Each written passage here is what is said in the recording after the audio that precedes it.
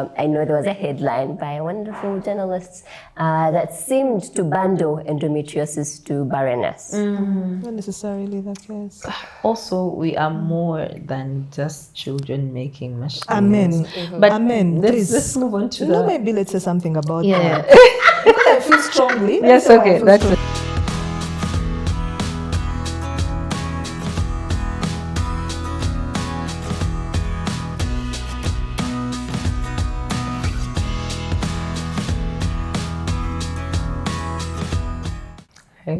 Are we ready? Are we ready? Are we ready? Are we ready? We have to be. We have to be. Endo escorted us for this episode. Like, guys, don't leave me behind. Talk about Don't me. leave me, don't leave me. Hi, and welcome back to another episode of Thrive With Mulungi, where conversations bloom. And in this episode, I've brought back the gang. Yes, you absolutely loved our very first Living with Endos episode, and I even got a number of you, in my inbox. This is not one of those things where I say, many of you know, a number of you actually asking me, when are you doing another one? When are you doing another one? I must say, Jan and Sheila and I, today we didn't leave the guest of honor, who is endometriosis, at home. Sis is right here. We've all been going through it. But girls, how are you since the last episode? And how are you holding up? I'm alive. I'm thankful that I'm alive. Mubufunze. I am doing the function of breathing in and out. Yeah. Plus adulting. Yeah, adulting. And it's almost like you summoned Endo with the first episode. And it felt the need to be here. Present. So it's, grand demure. Indeed. I mean, I must say that I was telling, I think Sheila, but I would say that I think that the next time I step into my doctor's office, I might just be locked in there because your girl has been flaring. But you know what?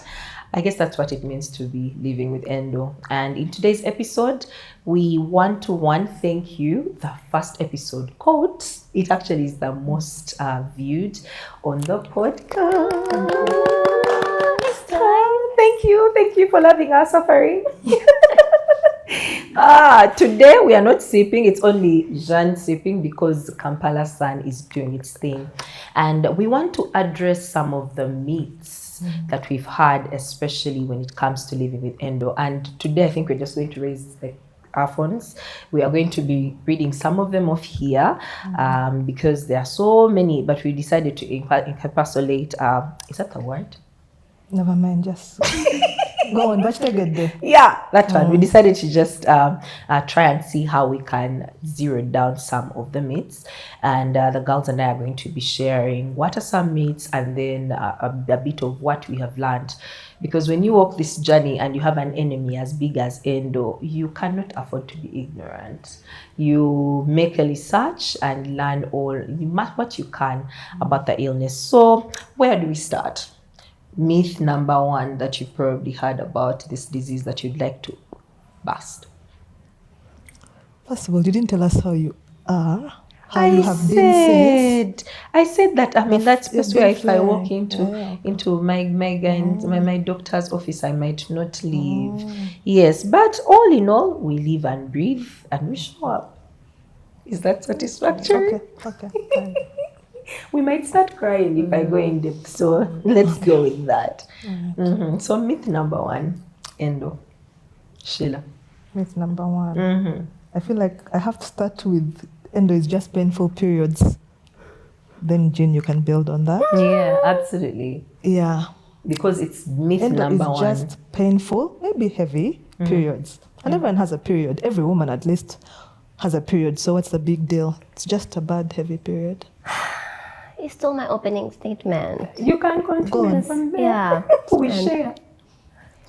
I mean, you're a woman, so you're expected to have a period. And periods are painful. And Endo is just you being a woman. Which also, sometimes you could miss school or work because you're having insane pain.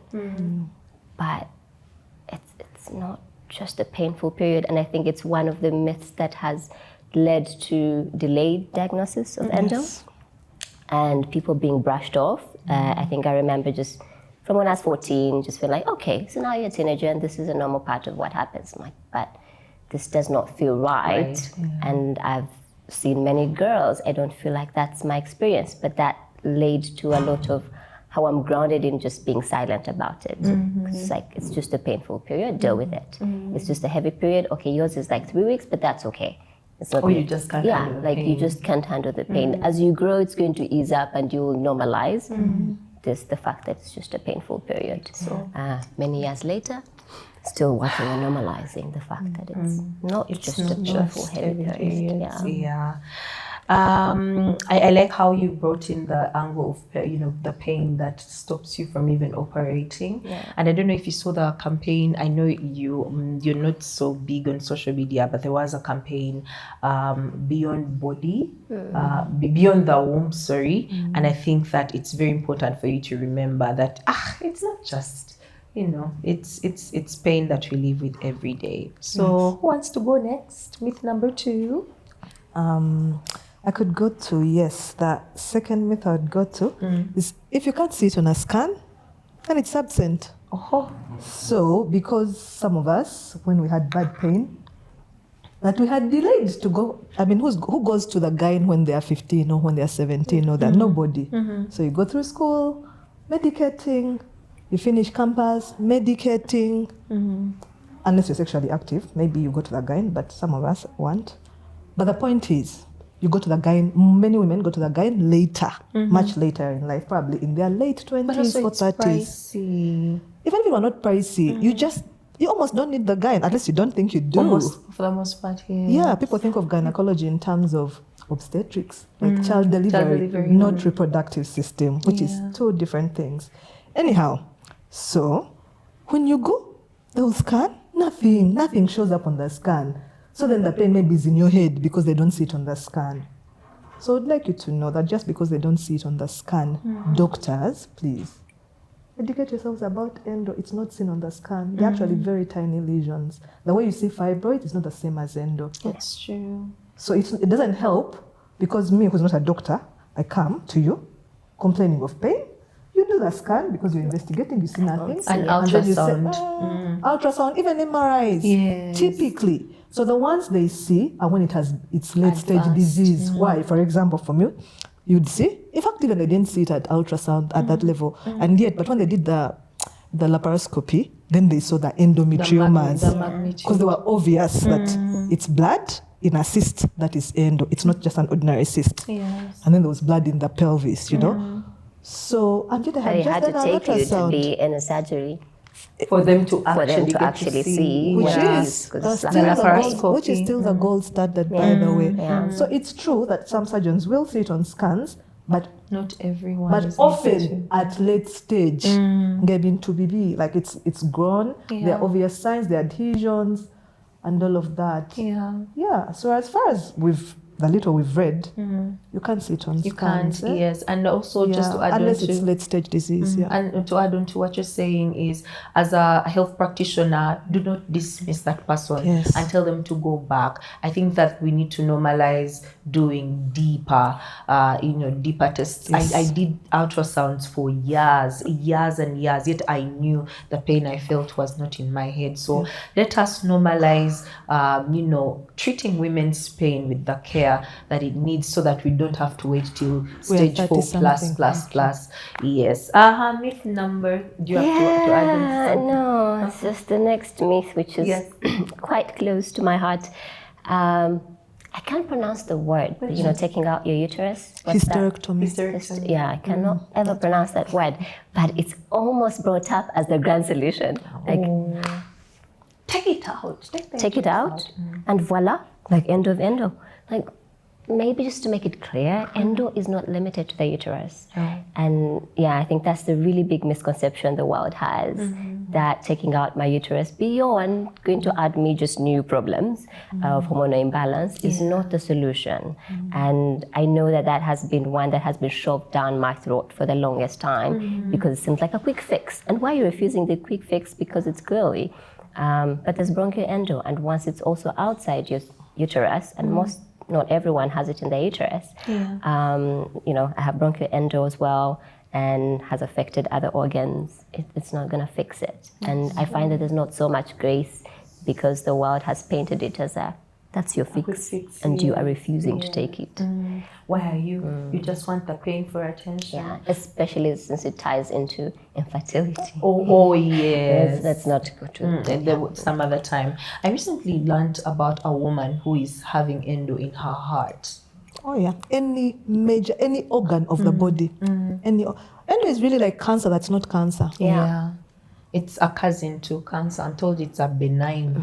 And I might even, this might sound bad because it's not cancer, but maybe why I think it is worse than cancer is because when you say I have cancer, people kind of get it. Yeah. There's been research. If cancer is caught early, people have survived. They've beaten cancer at stage 2, cancer is horrible. That's not what we're debating. Yeah. But my point is because lack of research, no knowledge, awareness, then endo is just left there. So you keep growing in your illness. The disease progresses until it will not kill you like cancer, but it does kill you. Your quality of life it comes for your organs. It does what? But for others, it might actually fasten your death because we got to see it with the late Jambi, where endo. So it depends on where the endo lesions have landed. Yeah. So maybe we need to take it, especially again, health practitioners. We need to treat endometriosis with the magnitude of care that it deserves. Just because I'm not dying or you've decided I'm infertile does not mean I should live in pain.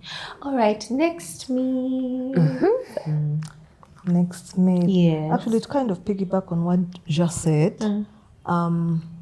So endo, what actually endo is, it's a systemic disease. Systemic meaning attacks all systems of the body. Yes. Hence, any organ of the body. Yeah?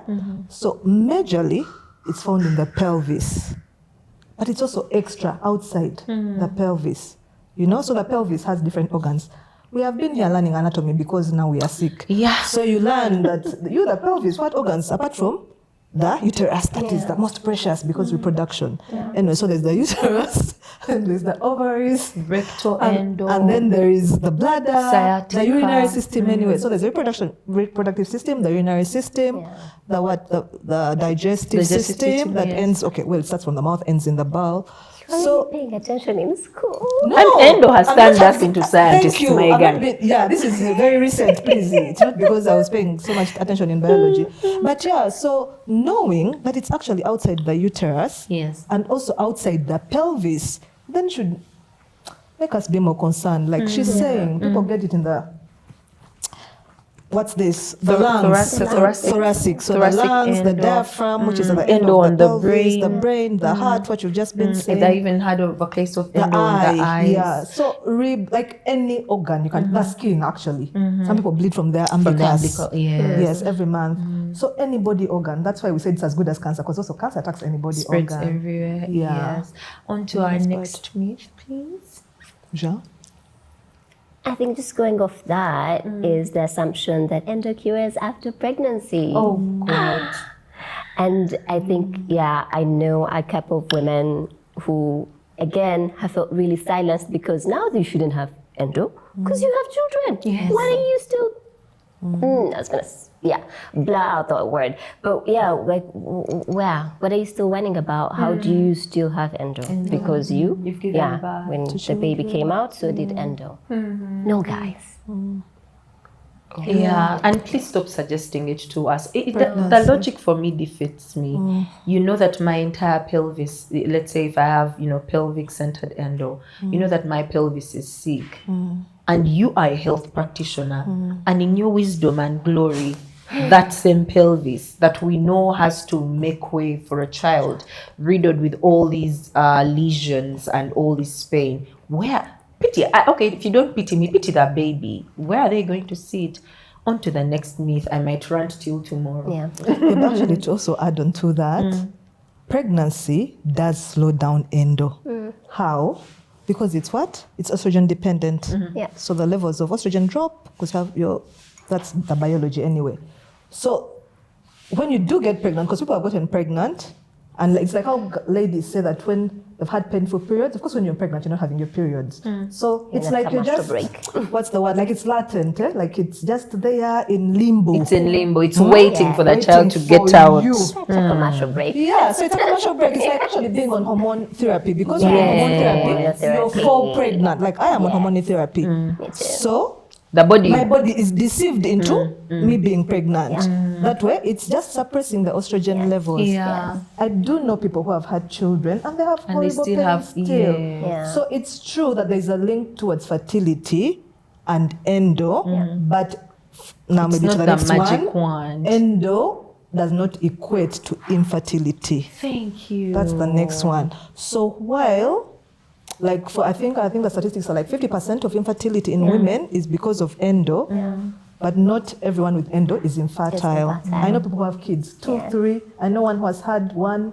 Hi, I know you watch this. One who has had 2 children after she had taken out one fallopian tube, so she had the other one. Yeah, so it's about where the disease is located, where it blocks the passage of the egg to the sperm and all of that. Which should change the grace that comes, because I know people that watched the first video and reached out with, so sorry, and it was all attached to childbearing and pregnancy. Like, hold your guns and your sympathy here, because you've still not taken time to understand what it is, and you are really quick to rush to childbirth and fertility issues. I know there was a headline by a wonderful journalist that seemed to bundle endometriosis to barrenness. Not necessarily the case. Also, we are more than just children making machines. Amen. But Amen. let's move on to maybe let's say something about that. I feel strongly. Yes, okay, that's okay. About it. Because women. Position. Please. Anyway, let me say why I feel strongly. First of all, I'm single. I'm 40 years old. Women can say their age. Yeah, and I'm 40 years old. I'm alive. The thing is, if I were married, it would be a different conversation. Maybe I'll be trying to get pregnant. But I'm 40 years old. I come to a doctor's office telling me to get pregnant, and I'm like, help me understand. We are more than children. We're more than. These are all blessings from God. But no, women are more than that, and that's why. I think even in the field of science, they need to separate. Like women, we are full human beings. We're not just utility in terms of reproduction. If you can't have a child, which is actually a very socialized thing, this is also another different conversation. But we see it when we go to the doctor's offices, and we understand that women are trying to get pregnant, and you must consider fertility. I have had conversations with my doctors from the beginning. Fertility is not my number one issue. Because I'm not married, I'm not taking a child, and I am okay without having kids. That's life. I'm okay. But why is it always, so if I'm telling you pain is my number one priority, you ask me, egg reserve, consider, I don't know what. I don't want. I just want to be okay. I want to live a normal life. You know? So we are more than baby making machines. Because that kind of ties in to our sense of worth and self. And maybe this is why even people are silent about endo. Because now we are the women who can't have kids, barrenness. Your pain is secondary. Yeah, thank you very much. Why are you barren? And that's why you have children. Don't complain. Yep. So the next myth I want to talk about is endo is not a curse. It's not a punishment either. No, okay, some of us might be wicked, but I don't think. There is this perception that for someone to have a condition like endo, I remember someone, when I was fundraising, someone said that was God's way of calling me back to himself. Endo is not a lesson from God. I don't know if a loving God can sit and decide, let me apportion, this suffering. So I think that as we are navigating illnesses we do not understand, do not start wanting to take people to your religious leaders. God was not enough. Unfortunately, it's a fallen world, and our bodies are bound to get sick. So alas, we happen to be in that demographic. So pipe down on the religiosity when you're dealing with endo patients. I had to say that because someone real outrightly implied that God was punishing me for having left organized religion. Yet please note, I've always had endo. It's always been there. All right, we're talking about another myth about endo being expensive. Yeah, but before that, can I also add on to that one? Zengo mulokole. So you called it a curse. Then some specifically call it a generational curse. Oh. Yeah, like I don't know what your forefathers did, your grandmother or your grandfather or your, I don't know. But we don't say that about people with diabetes. We don't say that to asthma, like other chronic illnesses. But because you don't understand endo, it's not human nature. The things we don't understand and we can't like explain, we just say either bakuloze or I don't know. And as a third person, it's not to deny spirituality, but let us think about our theology and all the pain that is in this world, really. No, it's actually not a generation curse. It's not because anybody did anything. You get malaria, you get flu. So this God of ours that we serve, he's too big. He only manages either some big things, others are the small ones he can't. So when you have flu, malaria, go to the doctor because God can't cure you. Somehow God doesn't work through doctors. Then when you have the big issue like endometriosis, people don't get. Go to whatever mountain Go pray. mountain. But AIDS, you can live on ARVs, but or HIV, whatever. Or diabetes, because now they know how to control it, you can medicate. Do you get my We point? definitely Yeah. do So follow. guys, yeah, it's not helpful, by the way. It's also not very helpful. The other thing is, if you believe, by the way, we believe God can heal. And one way he does it is through medicine. It's really that simple. Bomira Panado, that's God too. It's really that simple. He's given us means. Anyway, it's not a religious conversation. But the point is to say, let's examine our theology and what we believe about God. Let's not put him in a box. And it's okay to say, Simani, I don't understand this. It's a much better thing to say you do not know but rather please, than being don't force your religion. Even me, a fellow believer, don't force your. Don't take me to your pastor because I want to go. Because also I think your pastor is a fake. That one, you know who I'm talking about. It's okay to Okay. Right. Oh, okay. Triggered. Tanda. No pain, no endo. Some people actually, in a sense it feels lucky because we associate it to very excruciating pain. But some people get to find out that they have endo even without symptoms. And it's, either they're trying to, I don't know, but something then triggers and realize, wait, I have endo. And so again, not taking that for granted and not assuming like, okay, but like I'm cool, I don't really have this pain. So no pain, no endo is not a thing. It's not always terribly painful, which is why you could also find us on some nice days, okay? And then there's a lot of confusion, like, but now you aren't you sick? You are fine. I had people in a season of my life just like, wow, you know what the Lord has done. Anyway, you look wonderful. It seems like your road to recovery is. No, okay. Some days I'm not shaking in pain and they look fabulous. Doesn't mean that endo has disappeared. I would love it to. And other days you look fabulous and you're still in pain. You're still in pain. I mean, aren't we here? Can we we talk about the myth of herbs curing endo? I will be triggered. Let her go. No, I'm worse here. Trigger And me. I love my grandmother. Herbs and juicing, but have you tried? And diet. And especially, no offense, indigenous medicine, really great. But again, the jerrycans of herbs that have been sent and people's anger towards my lack of openness. You're being too muzungu because you're refusing the herbs that could fix you. It has fixed many women for many generations. Again, attaching it to other things that you know like fibroids and things like that, because you've limited it to that, and hoping they will cleanse my system and the juicing. But if we do not know what causes endo, then how is the herb going to go in there? Thank you very much. Let's talk about the expense bit. Okay, so this is not a myth, this is a fact. Endo is very expensive. This is why I'm fundraising, for example. Is that okay for me to say that? Please. Yeah, it's a very expensive disease, and not just when you're going to have surgery, but the every day. Every day. You know our salaries here in Uganda. If you get a salary, that is, some of us don't even get salaries, or if you're business or whatever.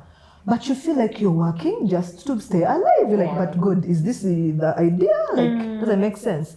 Like, you could use your money to actually enjoy life, but you have to buy meds, which you hope work. Sometimes they don't work. They're expensive. Sometimes they're out of stock. And that's even, again, if you're lucky and you've figured what works for you. So it's that whole trying to figure out what works, then it's expensive, then it's not a guarantee. And all what these meds do, by the way, the hormones and what, It's just help you manage. They are yeah. not curing. They're just helping you manage. Endo is very expensive. It is. Very, very expensive. And guys, for that reason, we definitely do not want to end this episode without telling you about Sheila's campaign. She's currently fundraising for her second endo surgery, and she needs about 45 million shillings before 15th of July, where we will ask Alan to graciously attach a flyer. So please do contribute. I think that also leads me to the next part of the contribution and the surgeries is one surgery does not cure endo. So when you come by Sheila's flyer, do not say, "Hey, but she fundraised the other time." These surgeries, this disease reoccurs. So find it, be gracious enough to just drop in some money in there and support not just her, but I mean, one of the reasons why I'm worried to go back into my doctor's office is because what if they tell me that endo is back 2 years later? So please, do be generous towards Sheila. You enjoy her. In the previous episode, you really did, and now she needs our help. Ladies, I'm going to give space for 2 more minutes, and we could definitely keep the conversation going in the comment section because there are so many misconceptions, especially about endo, but we also do want you to watch this till the end. Plus, we're going to be doing this for as long as our bodies do allow. But what would be your final myth that you'd want to bust? I think it's adolescents are too young for endo. You know, as you get older, maybe you'll get it. And I think, to me personally, that's just where we missed it, because it was as soon as you hit puberty, it could be a thing, and it's not for older women who are struggling with endo. So again, you have a girl child and you have a sister, or I don't know, and just make sure that you are giving them access to check that early so they can be supported. It's not an old woman disease. Yeah, actually, it's been also found in postmenopausal women. Yes. So menopause doesn't cure endo either. Because the nature of endo is it actually produces its own estrogen. That's not funny, because I, who's 40, has been hoping that my pain will be Across the bridge. but here I am going for surgery. Yeah, so the other thing is it can't be prevented. Oh God. Because there's we don't even know the cause. So how do you prevent it? We don't know. We really don't know. Yeah, we know it's estrogen dependent, but we don't know that it's preventable. So people think what's out there is maybe genetics. There's definitely a genetic factor. Is epigenetics. You please Google the difference. Even me, I'm learning, the different things, and lower estrogen definitely helps. So we don't know. There's no known cause. And then the one I was going to say. Yes. So we have a lot of surgeons in Uganda, for example, saying because they are laparoscopic, which just means keyhole really. Like we're going to use a camera to enter your body. And they're gynes, they're gynecologists. So that means we are now endo specialists. Please, that is not true. That's not true. So while it's likely you'll have you could have a lot of surgeries, especially at late stage disease. But when you have a good surgeon, for me, I am grateful for my surgeon because I've had 3 years of breathing. And even now, my pain is not as bad. That is the fact. I've been able to work and what? It's been manageable. The fear is just that it's attacking my kidneys now and my other organs, So, and that's real and scary. But please, doctors, it's okay to say you don't know. Do not unnecessarily cut up people and profit from our pain. And because a lot of us just rely on you, we take you like you're good, like what you say is true. And please, no, do that work, go to school, learn what endometriosis is as well. I'm not trying to be disrespectful here, honestly, because you're the doctors. But we're saying that people have had like 7, 11 surgeries and they're even younger than me. And I'm like, what's going on here? It's not okay. It's really not okay. You're playing with people's lives. And you don't have to do it. I know a doctor who has refused to touch me. He's the one I go to. And he's actually really good. He said, I can't touch you. And the reason is simple. I need a team that understands. He says, if I worked on you, just me, I would have to stand for very long. Everything is predicted about my processes is exactly what's happened. So I have a respect for him for that, for being honest and say, I'm not touching you, go elsewhere. Indeed. Maybe as we wrap this up, Endo is not transmitted. We can't transmit it like this. From one Give person me to more of another. yours. Ooh. I mean, we could go on and on. Do not worry, the ladies and I will definitely be back. Apologies if this feels a bit rushed, but it's also because we want to leave space for conversations. Jan will be in the comments as well, I think. Usually Sheila is in the comments on our YouTube channel. Do please, in case you have any questions, we welcome those. But I hope that the girls and I have given you a bit of pointers to navigate this disease that even we are still trying to understand. Yes. But still reminding you, Sheila needs your help. And she has raised 16 already. Just so we're clear. She's already raised more than a third. A third, yes. So thank you very much for your giving, for your generosity. And for doing this with us. Yes, we will catch you again in the next episode. Bye. Bye. Thank you.